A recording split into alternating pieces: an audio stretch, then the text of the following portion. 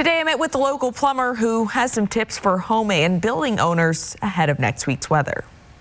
Plumbing manager Dustin Cornelius with Campbell & Company says 2 to 3 minutes of planning ahead can save you a headache and costly repairs. It's really important that it's taken care of ahead of time and you do a little bit of preventative maintenance so that you're not having to do a major restoration project or water damage. He says when the temperature drops, the calls pick up. The water inside the pipes will freeze. As the water expands, it doesn't have anywhere to go, so it actually bursts the piping and causes the leak. Cornelius says these are the most common situations they encounter and how to prevent them. Exterior hose faucets freezing and bursting, and then the first time people go to turn them on, either during the winter or springtime, they're going to have a flood inside your home. Plumbing lines underneath the home, copper water lines specifically freezing and bursting. An easy way to fix that and to avoid it from happening is to insulate and block off all of your crawl space and foundation vent accesses. Make sure you disconnect all of your hoses before it gets cold and leave them off until it's warmed up outside. And then also to go to local hardware stores, get the foam covers and put those over them. He urges homeowners to pay extra attention to outdoor faucets as well.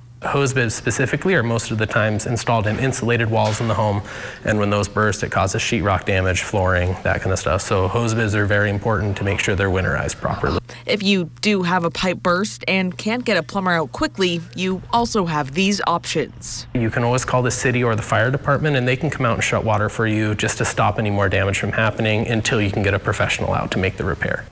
And hopefully by now you've already blown out your sprinklers. Cornelius says they also get a lot of calls for water heaters during the winter. Remember, with colder weather, you're probably using more hot water, putting that heater into overdrive. Of course, always call a professional if you believe there's a broken or a pipe leak.